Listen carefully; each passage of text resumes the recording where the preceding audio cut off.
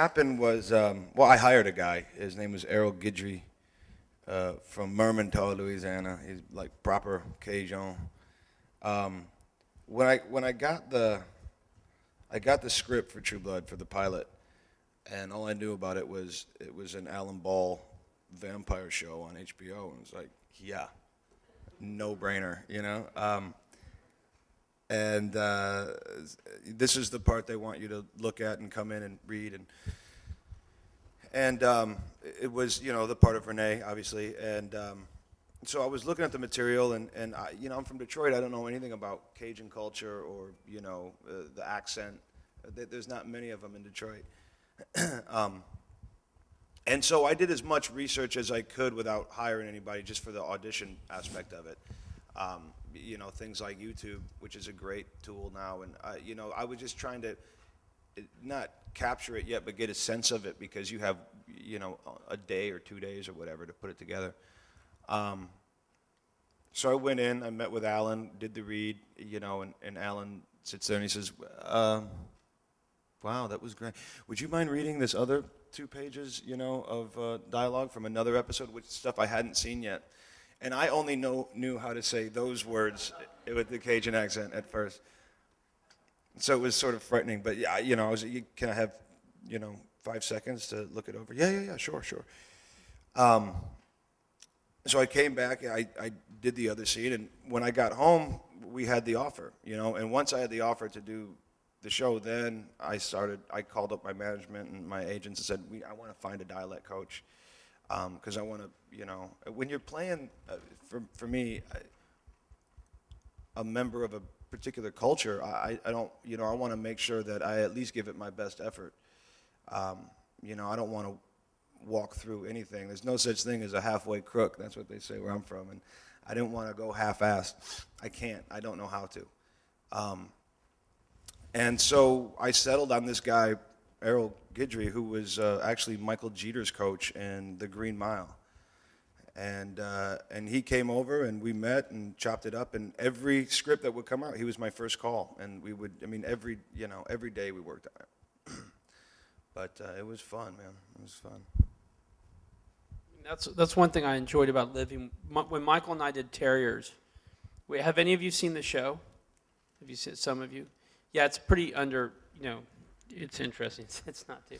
But it's weird because it was kind of marketed as this goofball buddy thing, and actually it's a pretty intense drama with a lot of poignant moments, and there's some pretty heavy, you know, I mean, that scene's indicative of a small aspect of it, but there's a lot of really intense things going on, and we had to do about 8 pages a day because it's on sometimes we had 6 days to shoot an hour episode, which is probably 1/3 of the amount of time The Sopranos would get.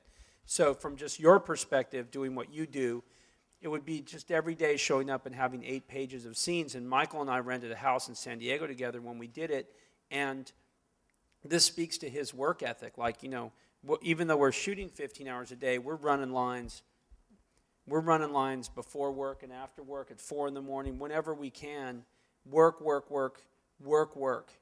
you know, because when I first moved out to LA, and like him, and I had those, all the pretty boy, all the this and this, and you know, and maybe that's true to a certain degree, because I've actually found that the best actor gets the part ultimately, but the one thing I knew was that I would be as prepared as humanly possible. And the one thing that we kind of became assholes on this thing a little bit. Like, I've always been a pretty nice guy to work with, but we're carrying every scene every day, and then someone would have the script for, you know, 8 days and roll in and not know their lines and not know the scene. It's like, what you been doing, man? You know? You gonna wing it when you get here?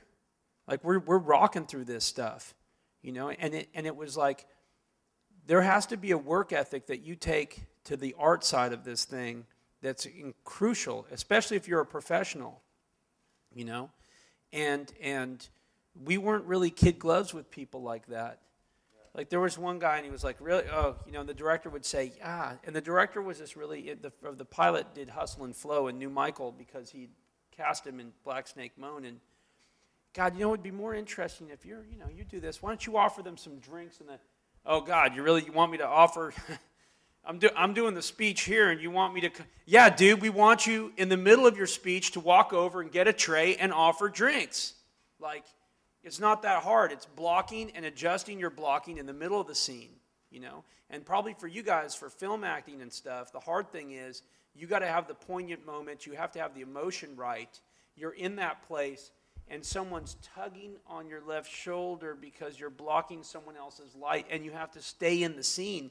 And that's kind of what they pay you to do, is adjust your ass cheek 4 degrees this way while you're still crying about your mother's cancer. And they all are real.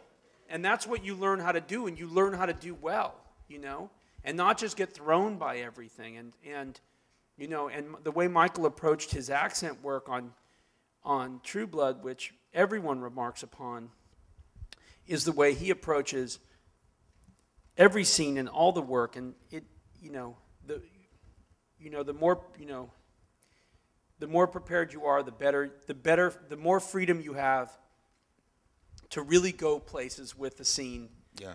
That you know, if you want to just go, I'm going to wait for the muse to visit me the moment we start to shoot, you know, you're lying to yourself.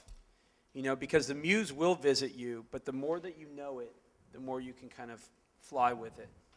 Yeah, preparation is what allows you to be nimble and to be free and to, you know, to find moments that come up, unplanned, and be able to use them. In other words, they don't throw you when you're not lost into fuck. What's my line? Okay, sorry, back to one. Yeah. You can use them, and that's where like the good shit happens anyway. You know. But yeah, I always, we like to be the guys who are working while the other guys are sleeping. You know, just constantly at it. This isn't just our livelihood, but this is what we do while we're here. You know.